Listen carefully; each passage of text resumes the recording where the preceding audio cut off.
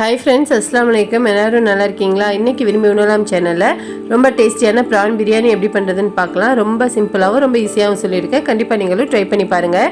நீங்கள் என்னுடைய சேனல் இப்போ தான் ஃபஸ்ட் டைம் பார்க்குறீங்க அப்படின்னா கண்டிப்பாக லைக் சப்ஸ்கிரைப் பண்ணி பெல் பட்டன் கிளிக் பண்ணி ஆல் ஆப்ஷனை கிளிக் பண்ணி வச்சுக்கோங்க. இந்த ரெசிபி செய்கிறதுக்கு 400 கிராம் பாஸ்மதி ரைஸ் எடுத்து கழுவிட்டு சுடுதண்ணியில் ஊற வச்சுக்கோங்க. இப்போ ஒரு ப்ரெஷர் பேன் எடுத்துக்கலாம். இதில் 100 ml அளவு நம்ம தேங்காய் எண்ணெய் சேர்த்துக்கலாம். அடுத்தது 50 ml ரீஃபண்ட் ஆயிலும் 50 ml நெய்யும் சேர்த்துக்கலாம். இந்த அளவுக்கு நம்ம சேர்த்து செய்யும்போது தான் நமக்கு ப்ரான் பிரியாணி ட்ரை ஆகாமல் நல்லாயிருக்கும். கண்டிப்பாக இந்த ரெசிபியை நீங்களும் ட்ரை பண்ணி பாருங்கள். இப்போ நல்லா எண்ணெய் நெய்யெல்லாம் காஞ்சதுக்கப்புறமா இதில் 2 ஏலக்காய், 4 கிராம்பு, 2 துண்டு பட்டை, ஒரு பிரிஞ்சி இலை, ஒரு அன்னாசிப்பூ, ஒரு சின்ன துண்டு கல்பாசி சேர்த்துக்குங்க. இதெல்லாம் சேர்த்துட்டு நல்லா பொரிய விடுங்க. அடுத்து இதோட ஒரு 1/4 டீஸ்பூன் அளவு நம்ம சோம்பு சேர்த்துக்கலாம்.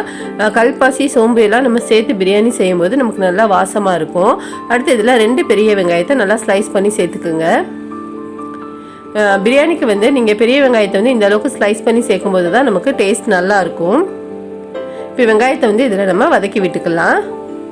அடுத்து இதில் தேவையான அளவு நம்ம உப்பு சேர்த்துக்கலாம். நான் 1 டேபிள் ஸ்பூன் அளவு உப்பு சேர்த்துருக்கேன்.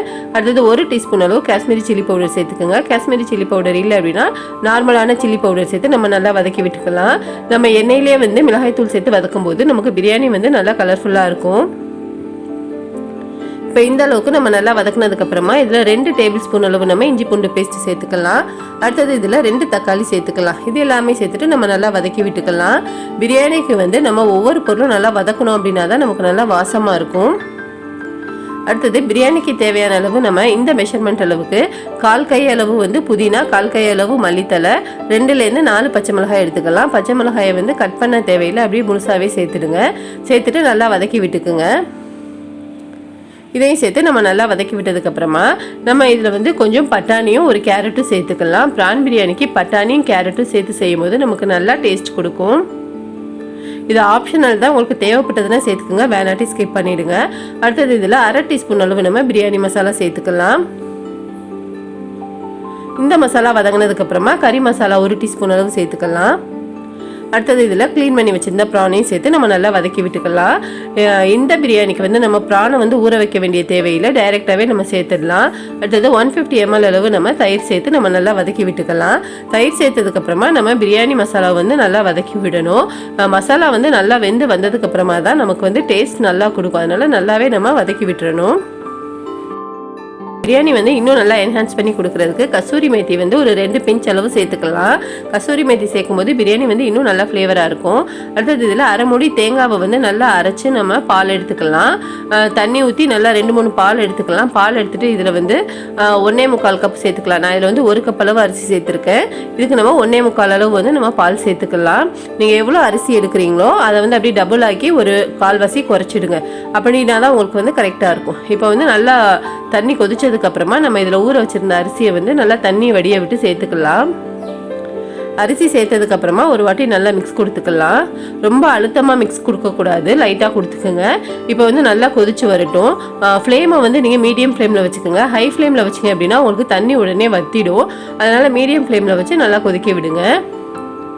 இந்த ஸ்டேஜ் வரும்போது ஒரு பாதி லெமனை நீங்கள் நல்லா பிழிஞ்சு ஜூஸ் சேர்த்துக்குங்க. இந்த ஸ்டேஜில் நம்ம லெமனை பிழியும் போது தான் நமக்கு அரிசி உடையாமல் உதிரி உதிரியாக இருக்கும்.